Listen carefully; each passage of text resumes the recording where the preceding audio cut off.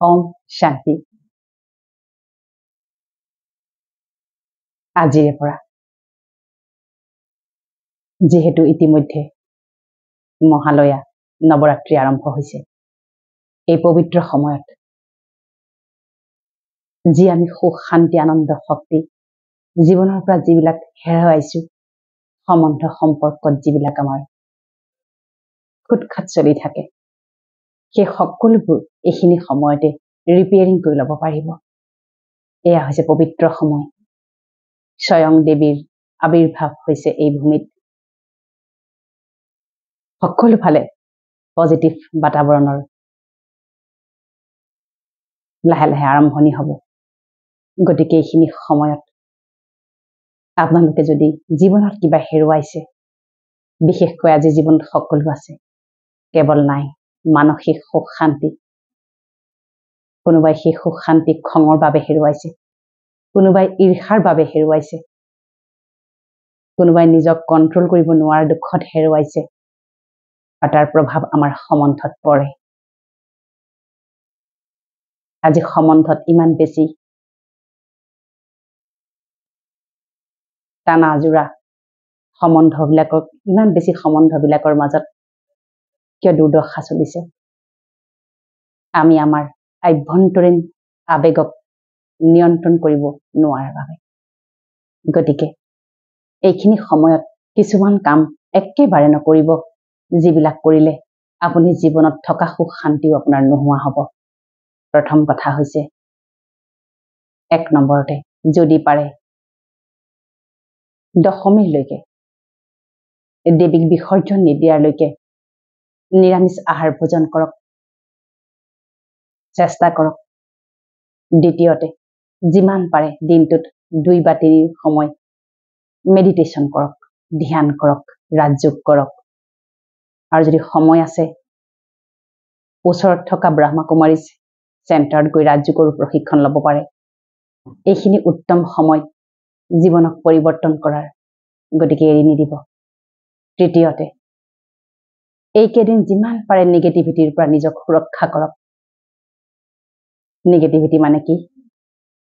য'ত উগ্ৰবাদ আছে, য'ত হাই হুলস্থুল আছে, য'ত আনৰ চৰ্চা নিন্দাই ঠাই পাইছে, তাৰ পৰা নিজকে অকলশৰীয়া কৰি মেডিটেশ্যন বা ধ্যান কৰক। আপোনাৰ জীৱনটোৰ কণ্ট্ৰলাৰ, আপোনাৰ জীৱনটোৰ আঁত ধৰোঁতা আপুনিয়ে, হয়নে? গতিকে এইখিনি সময়তে জীৱনটোক ৰিপেয়াৰ কৰি লওক। যাৰ খং বেছি, সি এই 10 দিন দশমীলৈকে শুই উঠিয়ে কেৱল এই সংকল্প লওক, মই শান্ত স্বৰূপ আত্মা হওঁ, শান্তি মোৰ স্বধৰ্ম, শান্তি মোৰ জনম সিদ্ধ অধিকাৰ, শান্তি মোৰ ব্যক্তিত্ব, শান্তি মোৰ স্বভাৱ সংস্কাৰ, মই শান্ত শীতল আৰু স্থিৰ, মোৰ মন বুদ্ধি শান্ত শীতল আৰু স্থিৰ, মই শান্তিৰ সাগৰ, পৰম পিতা পৰমাত্মা ঈশ্বৰ আল্লাহ গড ভগৱানৰ সন্তান হওঁ। প্ৰথম গিলাচ পানী সেই পৰমাত্মিক শক্তি, দিব্য শক্তিৰে শক্তিশালী কৰি সংকল্প লৈ পেলাই গ্ৰহণ কৰক, যাক আমি অমৃত পানী বুলিও কওঁ। যাৰ বাবে আমি মন্দিৰত গৈ পেলাই লাইন পাতো যে আমাক অলপ অমৃত পানী দিয়ক, পুষ্পজল দিয়ক। নিজেই সেই শক্তিৰে সংকল্পৰে সেই পানীক অমৃত কৰি লওক। তৃতীয়তে ঘৰখনৰ ভিতৰত যেনেকৈ পৰিস্থিতি নাহক, যিসকলে শুনি আছে, বিশেষকৈ মই আই মাতৃসকলক অনুৰোধ কৰিম, ঘৰত যিয়ে পৰিস্থিতি চলি নাথাকক কিয়, কেতিয়াও এইকেইদিন অন্ততঃ যুক্তি তৰ্ক বাদ বিবাদ, আনক বেয়াকৈ কোৱা, টান কথা কোৱা, আনৰ লগত সৰু সৰু কথাতে উদ্গীৰণ হৈ যোৱা, ইৰিটেশ্যনত থকা, খং কৰা, ঈৰ্ষা কৰা, বেয়া কথা কোৱা, বেয়া শব্দ লিখা ইত্যাদিৰ পৰা আপুনি নিজকে বিৰত ৰাখক। চেষ্টা কৰিবচোন, পাৰিব। আমি এতিয়া পূজা এটা বাহ্যিক যিবিলাক হয়, মণ্ডপ হয়, মূৰ্তি আহে, সেয়াটো বাৰু এটা বেলেগ ৰং ৰহস্য। কিন্তু আধ্যাত্মিক ফালে চাবলৈ গ'লে মহালয়াৰ পৰাই, বেলবৰণৰ পৰাই এই নৱৰাত্ৰিৰ যি পবিত্ৰ সময়, এই সময়ত আপুনি বহু বস্তু জীৱনৰ আপুনি সলনি কৰি পেলাব পাৰে, কেৱল ধ্যান তপস্যা সাধনা আৰু মেডিটেশ্যনৰে। তৃতীয়তে সন্তানৰ ক্ষেত্ৰত অকমান সতৰ্ক হওক, সন্তানে ক'ত কি কৰি আছে, কাৰণ এইখিনি সময়ত সন্তানৰ প্ৰতি সতৰ্ক হোৱাটো অতি সাৱধান। পিতৃ মাতৃ সতৰ্ক হওক, তেওঁলোকক ৰাতিপুৱা সংকল্প দিয়ক, তুমি মাষ্টাৰ শক্তিশালী জ্ঞানী সৰ্বগুণ সম্পন্ন, তুমি ক্ষমাশীল দয়াশীল বিশাল অন্তৰ অধিকাৰী আত্মা, তুমি সফলতা মূলত সন্তুষ্টতা মূলত আত্মা, তুমি যেনেকৈ তুমি আমাৰ শ্ৰেষ্ঠ সন্তান, তোমাৰ বহুত ভাল হওক। নিৰাকাৰ পৰম পিতা পৰমাত্মা ঈশ্বৰ আল্লাহ গড ভগৱানৰ কৃপা দৃষ্টি আৰু আশীৰ্বাদ সদায় তোমাৰ চাৰিওফালে সুৰক্ষা চক্ৰ হৈ আছে, আজীৱন থাকিব। এইদৰে তেওঁলোকক শুভকামনা শুভভাৱনা দিয়ক। এইখিনি সময়ত আপুনি যি সংকল্প ল'ব সেয়া অধিক শতাংশ সফল হ'ব, সিদ্ধ হ'ব। তাৰোপৰি যিসকলে বহুদিন ধৰি বহু ৰোগত আক্ৰান্ত হৈ আছে, চিকিৎসা চলাই আছে, তেখেতসকলে ঔষধ নিয়মীয়াকৈ সেৱন কৰক আৰু লগতে নিজৰ বাবেও মানসিক শক্তি বৃদ্ধিৰ বাবেও সংকল্প লওক। মই নিৰোগী আত্মা, মই সুস্বাস্থ্যৱান নিৰোগী দীৰ্ঘায়ু আত্মা, মোৰ ৰোগ ক্ৰমান্বয়ে কমি গৈছে, মই মানসিকভাৱে আৱেগিকভাৱে শাৰীৰিকভাৱে সুস্থ সবল শক্তিশালী, মই শক্তিৰ সাগৰ পৰমাত্মাৰ সন্তান। তাৰোপৰি যিসকলৰ অকণ অকণ কথাতে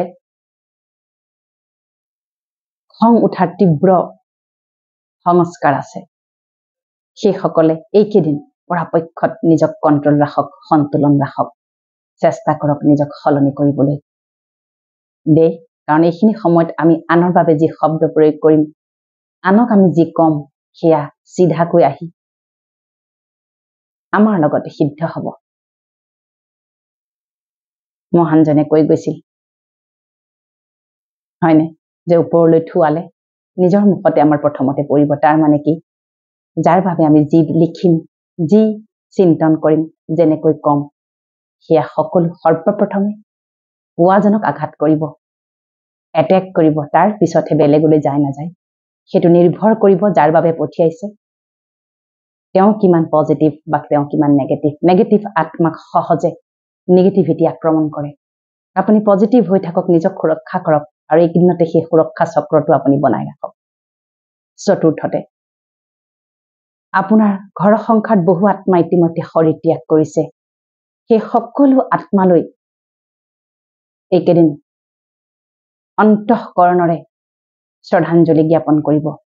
হে আত্মা, তুমি য'তেই আছা, সুখ শান্তি আনন্দ শক্তি পবিত্ৰতাৰে দিব্যমান হৈ আছা, তুমি সমস্ত বিকৰ্মৰ পৰা উদ্ধাৰ হৈ আছা, তুমি য'তেই আছা বহুত শান্তিত আছা। আমাৰ শুভকামনা শুভভাৱনা সদায় তোমাৰ লগত আছে, আজীৱন থাকিব।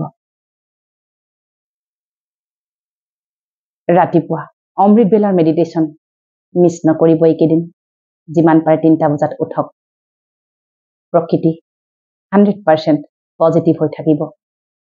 স্বয়ং দেৱী এই ধৰাত আছে বুলি আমাৰ যি মনে কয় বা পৌৰাণিক কালৰ পৰা যি প্ৰথা চলি আহিছে, তাৰ উচিত আপোনালোকে লাভ লওক। মহামৃত্যুঞ্জয় মন্ত্ৰ স্মৰণ কৰিব।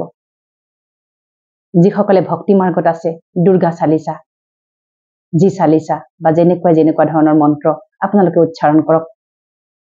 ভাত বনাওঁতে, ভোজন বনাওঁতে, আহাৰ গ্ৰহণ কৰোঁতে এনেকৈ বনাওক যেন আপুনি এই পৃথিৱীত ঈশ্বৰৰ কাৰণে আপুনি ভোগ বনাই আছে। আৰু সেইটো তেতিয়াহে সম্ভৱ হ'ব যেতিয়া আপুনি সাত্বিক আহাৰ গ্ৰহণ কৰিব। আৰু এইকেইদিন যদি কাৰোবাক ক্ষমা কৰি দিবলগীয়া আছে, যাৰ কথাই আপোনাক বহুত দিন ধৰি ডিষ্টাৰ্ব কৰি আছিল, বিশেষকৈ পৰিয়ালত আমাৰ এখন শীতল যুদ্ধ চলি থাকে আৰু যাৰ ফ্ৰাষ্ট্ৰেশ্যন আমি ঘৰখনত উলিয়াব নোৱাৰি, আজিকালি আমি য'তে ত'তে সামাজিক প্লেটফৰ্মতো উলিওৱা দেখা গৈছে হয়নে। যিসকলে অতি বেয়াকৈ লিখে বা শব্দ প্ৰয়োগ কৰে, সেইসকলে আচলতে ভিতৰি বহুত দিনৰ পৰা ফ্ৰাষ্ট্ৰেশ্যনত থাকে। কিয়? কাৰণ ঘৰ সংসাৰৰ পৰিয়ালত যেতিয়া আমাৰ সম্বন্ধবোৰ খুব ভাল হ'ব, যেতিয়া আমাৰ ইজনে সিজন আত্মাৰ প্ৰতি শ্ৰদ্ধা, নিস্বাৰ্থ প্ৰেম আৰু সন্মান থাকিব, তেতিয়া প্ৰতিজন আত্মাই সন্তুষ্টতাৰে জীৱন যাপন কৰিবলৈ সমৰ্থ হয়। কিন্তু আজি সম্বন্ধবিলাকত সেই সন্তুষ্টতা নোহোৱা হৈছে, কোনেও কাকো সন্তুষ্ট কৰিব নোৱাৰা অৱস্থা। গতিকে যিসকলে এই ভিডিঅ'টো শুনি আছে তেওঁলোকে সন্তুষ্ট কৰাৰ দায়িত্ব লওক সদায় ক'ব মই পৰম সন্তুষ্টতা মূৰত আত্মা হওঁ মই সকলোকে বহুত ভাল পাওঁ মোৰ কাৰোৰে প্ৰতি কোনো আক্ষেপ নাই যদি কোনোবাই মোক বেয়াকেও কৈছিল বহুত বেয়া বাক্যবান কৰিছিল মোৰ লগত শত্ৰুতা কৰিছিল ঈৰ্ষা কৰিছিল গালি দিছিল মই সকলোকে আজি ক্ষমা দান কৰিছো মই তেওঁলোকক অজ্ঞানী বুলি ভাবিয়ে ক্ষমা দান কৰিছো একো নহয় তেওঁলোকে নাজানে কাৰণেহে কৰিছিল এই ভাৱনাৰে সকলোকে ক্ষমা দান কৰক দে সকলোকে ক্ষমা কৰি দিয়ক আপোনাৰ আত্মাত কোনো ধৰণৰ কলুষিতা নাৰাখিব কাৰো বাবে কোনো নিগেটিভিটি নাৰাখিব দে একেদিন কিন্তু এইখিনিৰ প্ৰতি আপুনি খুব সতৰ্ক হ'ব নিজকে অকলশৰীয়া কৰক যিমান পাৰে সাইড কাটক আৰু মেডিটেশ্যন কৰক যেতিয়া মণ্ডপলৈ যাব দেৱীৰ ওচৰলৈ কেৱল ফুল তুলসী দি থৈ আহিলে নহ'ব তাতো গৈ 5 মিনিট সংকল্প মই মাষ্টাৰ শক্তিশালী হে দেৱী মই তোমাৰ দৰে শক্তিশালী মই জ্ঞানী সুখ স্বৰূপ প্ৰেম স্বৰূপ আনন্দ স্বৰূপ দিব্য স্বৰূপ পৰম পবিত্ৰ স্বৰূপ মই বিঘ্ন বিনাশক মই দুখমুক্ত চিন্তামুক্ত ৰোগমুক্ত সমস্ত বিকৰ্মৰ পৰা মুক্ত মই আত্মা হে দেৱী মই তোমাৰ সমস্ত শক্তিৰে শক্তিবান আত্মা মই সকলোকে ক্ষমা কৰিছো আৰু যদি মই কাৰোবাৰ ওচৰত ভুল কৰিছিলো মই ক্ষমা প্ৰাৰ্থনা খুজিছো মোৰ কাৰোৰে প্ৰতি কোনো আক্ষেপ নাই সকলো মোৰ নিজৰ এই পৃথিৱীত আমি সকলো আত্মা ভাই ভাই কোনেও কাৰো প্ৰতি কোনো ধৰণৰ বেয়া ভাৱ ৰাখিব নাপায় গতিকে নিজক এইকেইদিন অলপ বিশেষ কৰি ৰাখক আপুনি প্ৰমাণ পাব খুব মেডিটেশ্যন কৰক খুব ধ্যান কৰক আপুনি আহিব লগা আপোনাৰ জীৱনৰ সকলো বিপদ আপদৰ সংকেত আপুনি ধ্যানৰ বা মেডিটেশ্যনৰ যোগেদি পাব কিন্তু মেডিটেশ্যন কেৱল ৰাজযোগ মেডিটেশ্যন শিকিব লাগিব তাৰ বাবে আপোনাৰ ঘৰৰ কাষত থকা প্ৰজাপিতা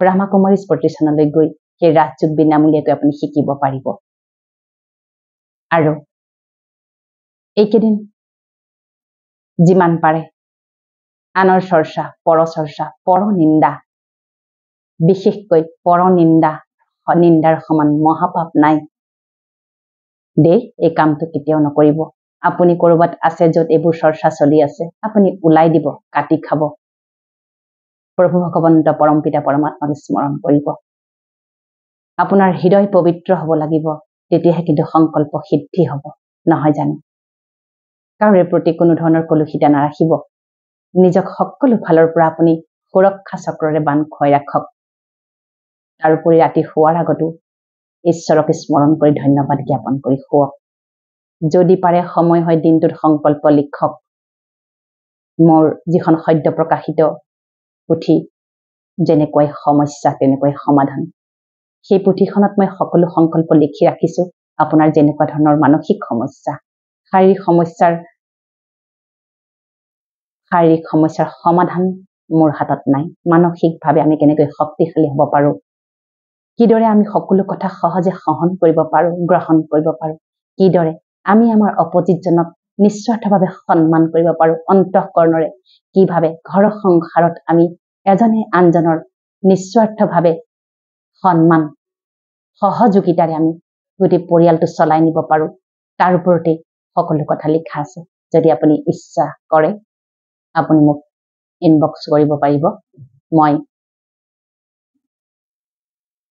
চেষ্টা কৰিম কিতাপখন পঠাই দিবলৈ গতিকে সকলোতকৈ ইম্পৰ্টেণ্ট কি জানেনে জীৱনত আপুনি নিজে নিজৰ বাবে নহয় জানো আপুনি সুস্থ থাকিলেহে সকলোকে সুস্থভাৱে আপুনি পৰিচালনা কৰিব পাৰিব পালনা কৰিব পাৰিব নহয় জানো গতিকে আপুনি নিজক 100% সকলো ফালৰ পৰা কেতিয়া আপুনি সুস্থ হ'ব মানসিকভাৱে যেতিয়া আপুনি নিজক সময় দিব মেডিটেশ্যন কৰিব সাধনা কৰিব ধ্যান কৰিব ধ্যানে কি কৰে ধ্যানে আমাৰ ইনটিউটিভ পাৱাৰটোক বঢ়াই দিয়ে আপুনি যিমান ধ্যান কৰিব আপুনি গম পাব আপোনাৰ জীৱনলৈ অহা বিপদৰ সংকেত আপুনি নিজে পাব আপোনাৰ সেই বিবেচনা জাগি উঠিব থাৰ্ড আই তৃতীয় নেত্ৰ ষষ্ঠ ইন্দ্ৰিয় অনবৰতে এক্টিভ হৈ থাকিব আপুনি জানিব যে মই ঠাইলৈ যোৱাটো উচিত নে অনুচিত সেই সংকেত আপুনি আগতেই পাব তাৰ বাবে কিন্তু সাধনা লাগিব মেডিটেশ্যন লাগিব গতিকে এই পবিত্ৰ ক্ষণত সকলোৱে নিজক প্ৰস্তুত কৰক নতুন জীৱন